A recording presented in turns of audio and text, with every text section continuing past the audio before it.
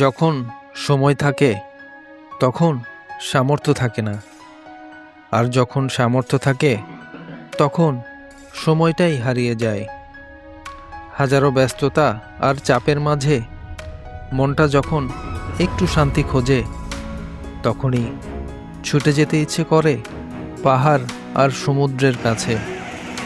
কিন্তু সমস্যা একটাই, সময়। আর সেই সময়কেই হার মানাতে আমাদের এই যাত্রা।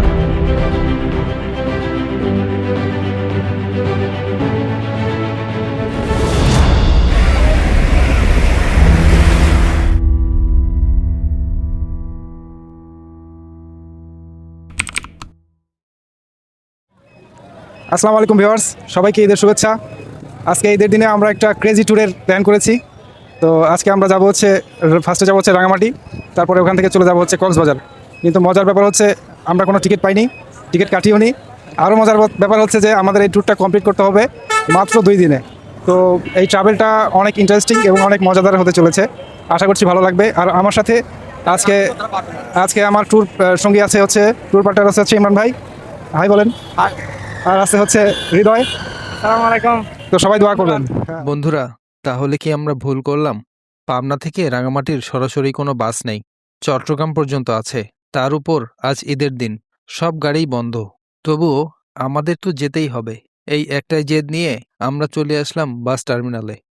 আর অবিশ্বাস্য ব্যাপার, সেদিন মনে হয়েছিল যেন একটা বাস শুধু আমাদেরই জন্য অপেক্ষা করছে।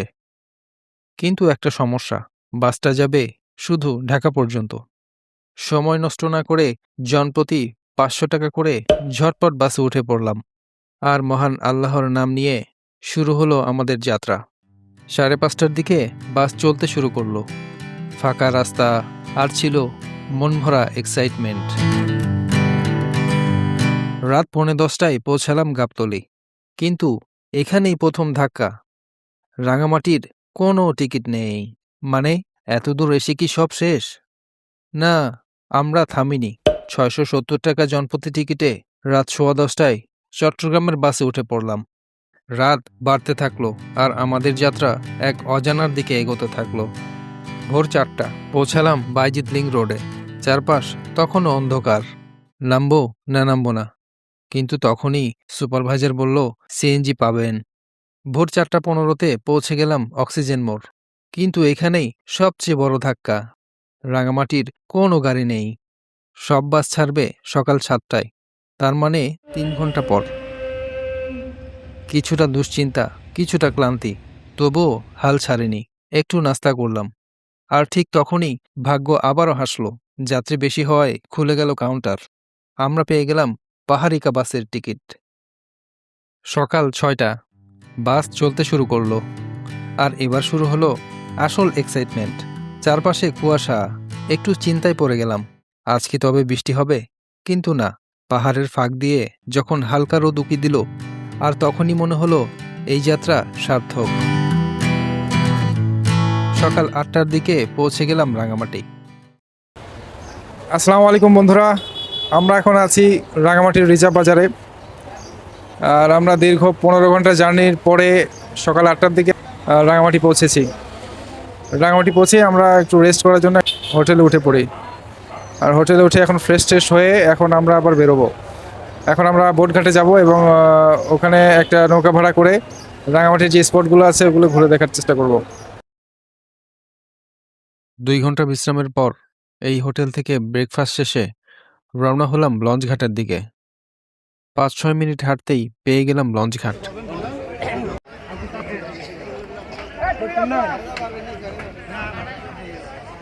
এখান থেকেই দরদাম করে নৌকা ঠিক করতে হবে।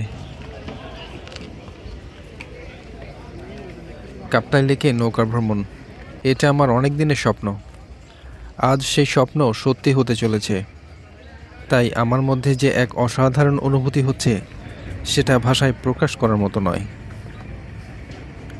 একটি নৌকা পার হয়ে অন্যটিতে যাচ্ছি।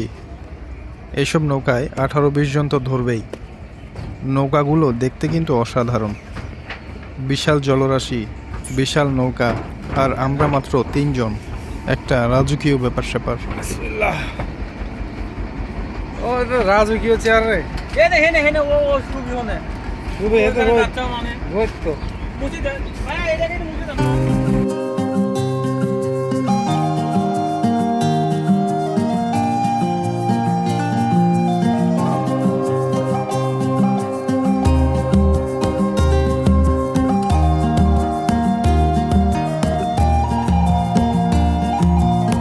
এখন বাজে 11:10 আর আমরা লঞ্চ ঘাটে এসে এখান থেকে একটা নৌকা ভাড়া করলাম। নৌকা ভাড়া হচ্ছে 3,000 টাকা। তো 3,000 টাকা দিয়ে এই রাঙামাটির যে স্পটগুলো আছে এগুলো আমাদেরকে এই মাঝি ভাই ঘুরে দেখাবেন। তো দেখা যাক কেমন হয়।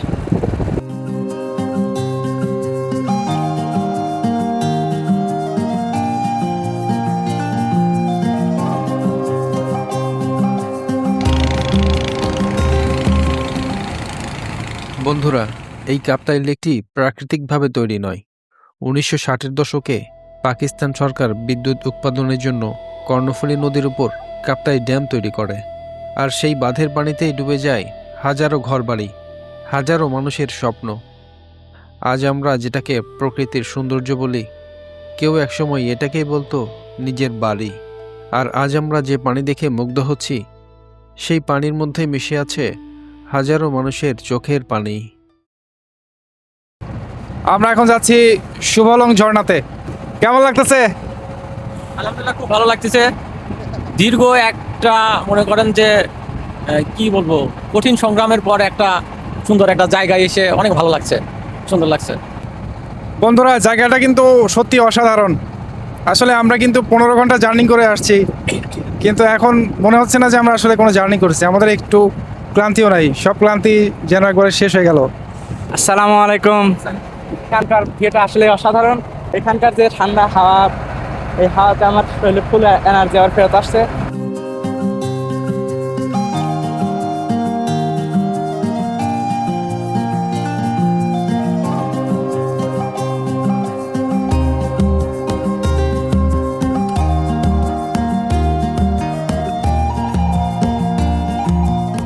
হঠাৎই একটা দ্বীপে চোখ আটকে গেল।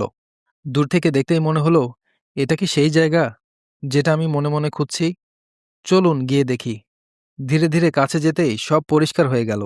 হ্যাঁ বন্ধুরা, এটাই সেই চাংপাং রেস্টুরেন্ট, যার কথা এতদিন শুধু শুনে এসেছি। শুনেছি এখানে পাওয়া যায় আদিবাসীদের অনেক ট্রেডিশনাল খাবার, আর সেগুলোর স্বাদ নাকি এক কথায় অসাধারণ। কিন্তু শুধু খাবারই না, এই জায়গার আসল সৌন্দর্য লুকিয়ে আছে এর ভিউতে। চলুন ভিতরে গিয়ে দেখি খাবার আর ভিউ কতটা সত্যি আর কতটা গল্প। এখান থেকে খাবার অর্ডার দিয়ে চলে যাব, তারপর শুভলং ঝর্ণা থেকে ফেরার পথে খাবার খেতে হবে। চারপাশে পাহাড়, নিচে শান্ত পানি।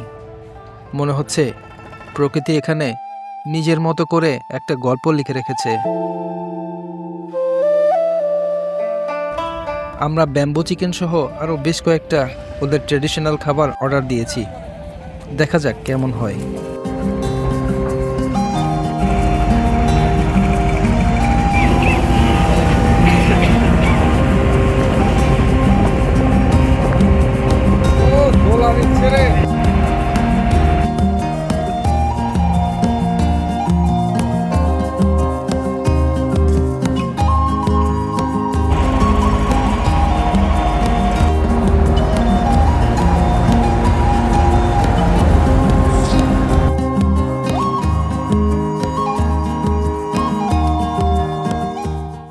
দূরে একটা দ্বীপে পাহাড়ের চূড়ায় একজনকে দাঁড়িয়ে থাকতে দেখলাম।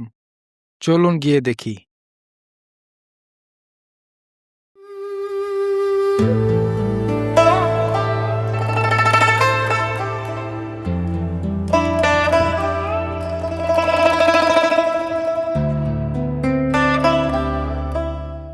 একটু উপরে উঠতেই এই মন্দিরের দেখা পেলাম। এখানে ছোট বড় অনেক মূর্তি আছে।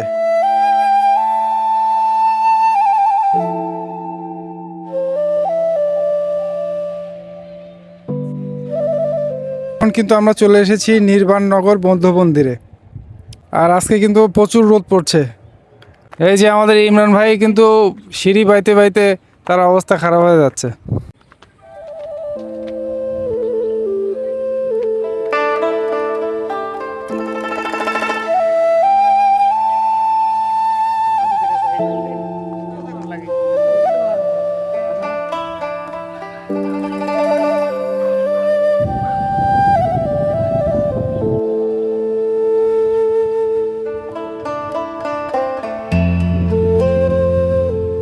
এই মূর্তিটি ৩০-৩৫ ফুট উঁচু হবে।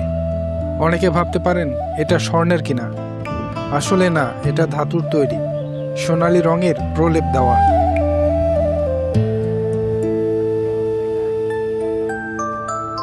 এখানে উপর থেকে জাস্ট ভিউটা দেখুন, সুবহানাল্লাহ।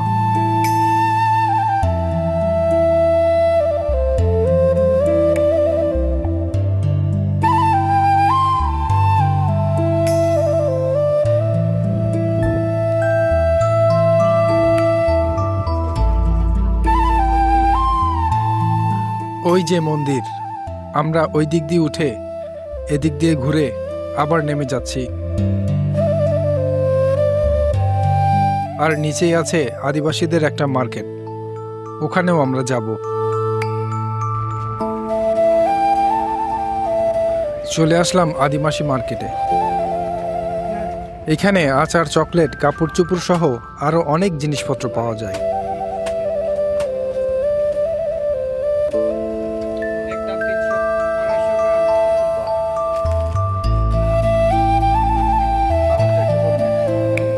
এখানকার আনারসের গল্প অনেক শুনেছি, তাই আমরাও একটু ট্রাই করলাম।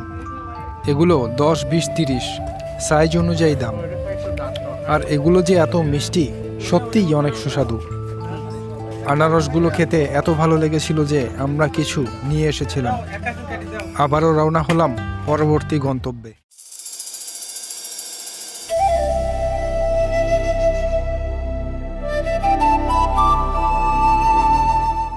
ওই যে দূরে আদিবাসী পল্লী দেখা যাচ্ছে, অনেক পর্যটকই ওখানে ভিজিট করে থাকেন। আমরা যাচ্ছি না।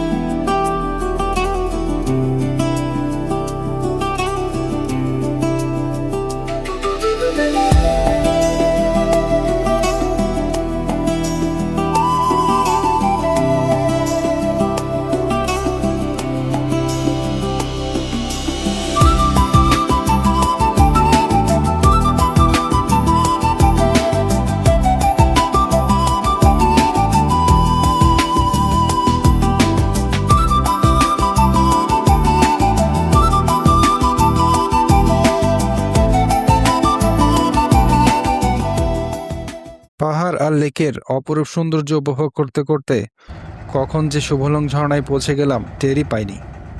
আশেপাশের ভিউটা দেখুন, কতই না মনোমুগ্ধকর।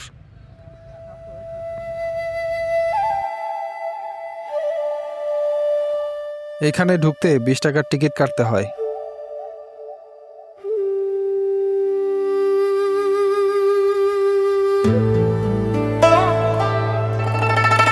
চারিদিকে ফুলের সমারোহে জায়গাটি এক অন্যরকম শোভা পাচ্ছে।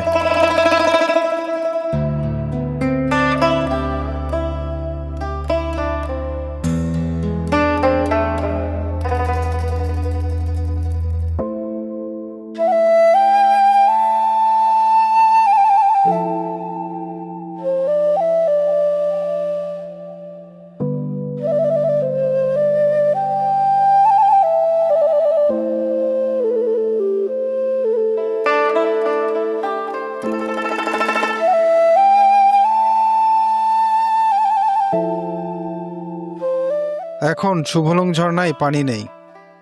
এর আসল সৌন্দর্য উপভোগ করতে হলে বর্ষার সময় আসতে হবে।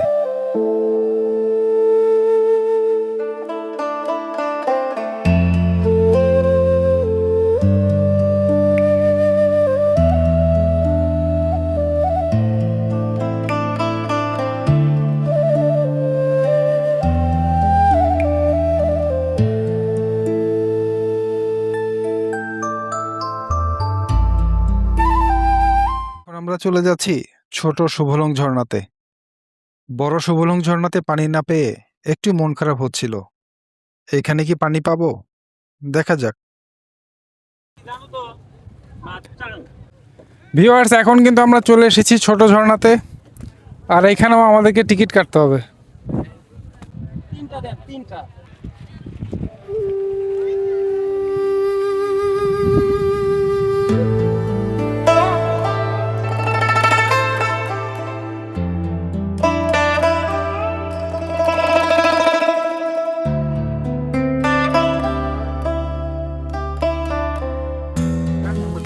এখানে কিন্তু পানি আছে, শুনেছি এখানে নাকি সারা বছরই পানি থাকে।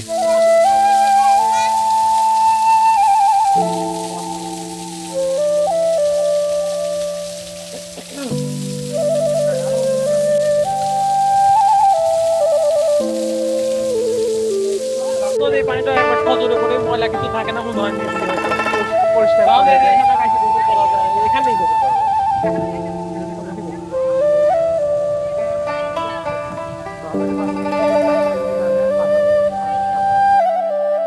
পাহাড়ের উপর উঠে দোলনা দেখতে পেয়েই উঠে পড়লাম।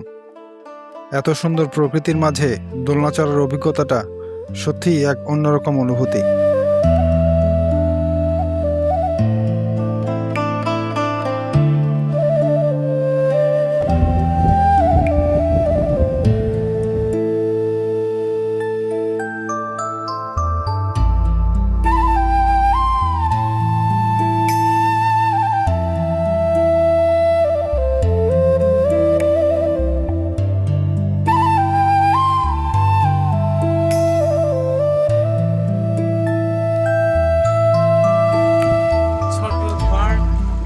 আমরা ভেবেছিলাম জায়গাটি অত ভালো লাগবে না, কিন্তু এখানে এসে যে আমরা এত মজা করেছি আর আমাদের এত ভালো লেগেছে যে ফাইনালি বলতেই হয়।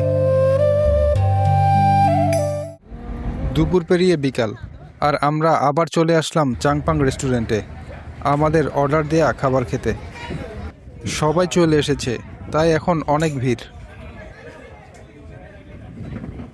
এরকম মনোমুগ্ধকর প্রকৃতির মাঝে লাঞ্চ করা সত্যি এক ভিন্ন অনুভূতি আর ভিন্ন রকমের স্মরণীয় অভিজ্ঞতা।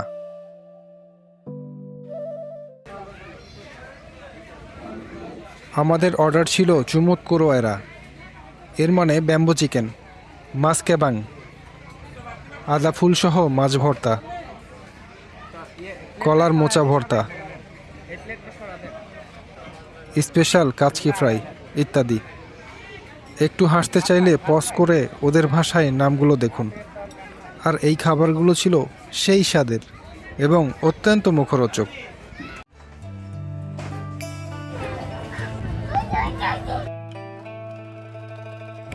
বিকেলের হালকা হলদে আলোয় এই জায়গাটিকে যেন অসাধারণ লাগছে। এবার আমরা রওনা হচ্ছি পরবর্তী গন্তব্যে।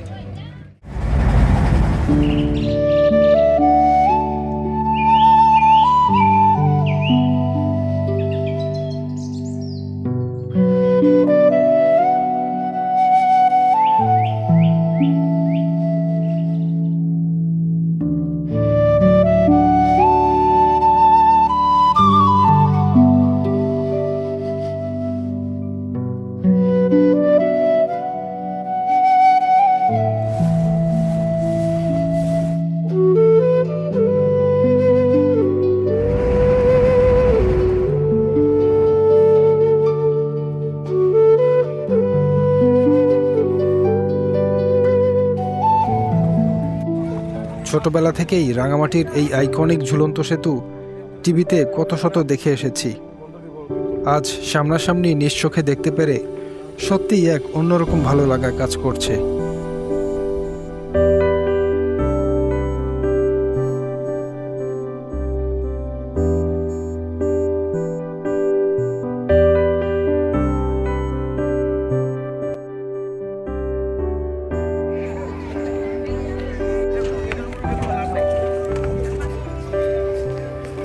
এখানেও আদিবাসীদের অনেক দোকান আছে।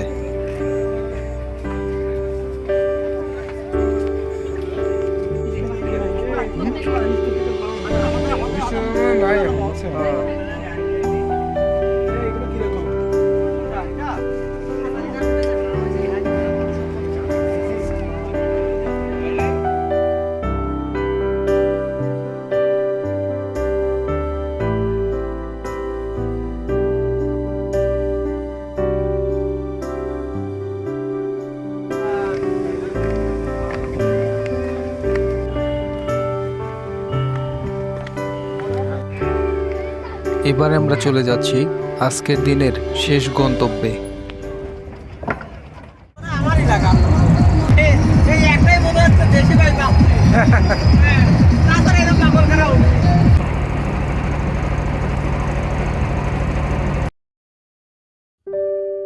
সূর্যটা অস্তমিত যাওয়ার পথে এরকম একটা পারফেক্ট টাইমে আমরা চলে আসলাম পলওয়েল পার্কে।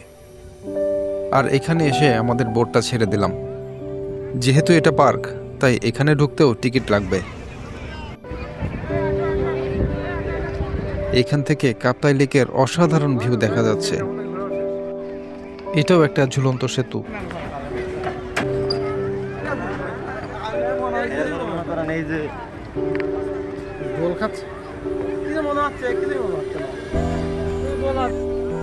এখানে রিসোর্টও আছে। লেকের পাশে এই রিসোর্টে রাতে যাপন করা যায়।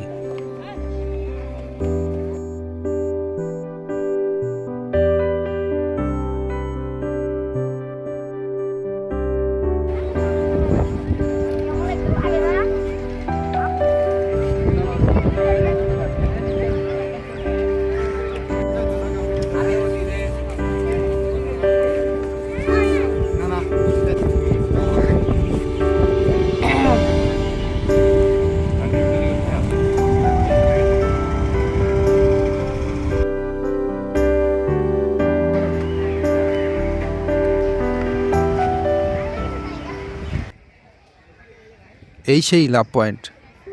আর এর পেছনে রয়েছে এক করুণ কাহিনী। আমেরিকা প্রবাসী আলাউদ্দিন তার স্ত্রী লিমাকে নিয়ে এই কাপ্তাই লেকে বেড়াতে আসেন। তাদের নৌকাটি হঠাৎ ঝড়ের কবলে পড়লে লিমা ভয় পেয়ে পানিতে ঝাঁপ দেন। স্ত্রীকে বাঁচাতে আলাউদ্দিনও পানিতে ঝাঁপিয়ে পড়েন, কিন্তু কোথাও তাদের লাশ খুঁজে পাওয়া যাচ্ছিল না। 3 দিন পর তাদের লাশ যখন খুঁজে পাওয়া যায়, তখন সবাই অবাক হন। ওই কঠিন পরিস্থিতির মাঝেও তারা আলাদা হননি, একে অন্যকে ধরেছিলেন। ভালোবাসার এমন বিরল দৃশ্য সবাইকে আপ্লুত করে। তাদের লাশ এখানেই ভেসে উঠেছিল, আর তাদের প্রতি শ্রদ্ধা জানিয়েই এই লাভ পয়েন্ট স্থাপিত হয়।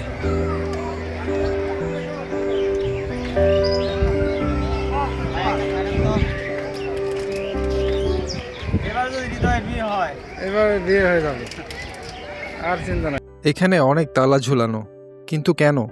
আসলে প্রেমিক প্রেমিকা বা দম্পতিরা তাদের ভালোবাসার স্মৃতি হিসাবে একটা তালা ঝুলিয়ে দেয়।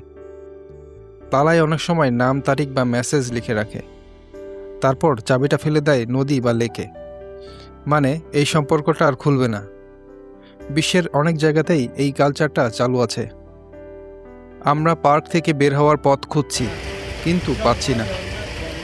ভেবেছিলাম পার্কটা অনেক ছোট, আসলে না। লেকের পাশে এটা অনেক জায়গা নিয়ে করা।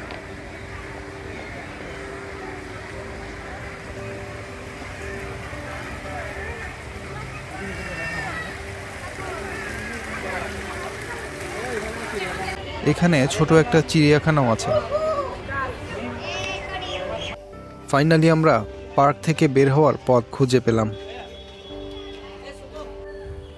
আর এরই মাঝে আমাদের প্রথম দিনের সুন্দর সমাপ্তি ঘটে। একটা টিপস দেই, প্রথমত হচ্ছে আপনারা সরাসরি রাঙামাটিতে আসার চেষ্টা করবেন, তাহলে আপনাদের অনেক সময় সেভ হবে।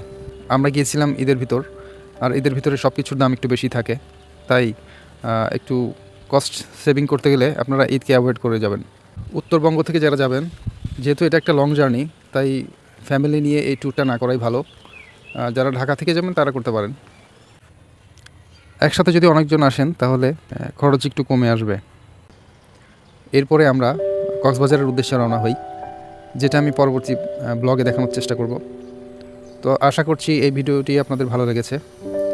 যদি ভালো লেগে থাকে তাহলে সাবস্ক্রাইব, লাইক, কমেন্ট, শেয়ার করতে অবশ্যই ভুলবেন না। সবাই ভালো থাকবেন, সুস্থ থাকবেন। আসসালামু আলাইকুম।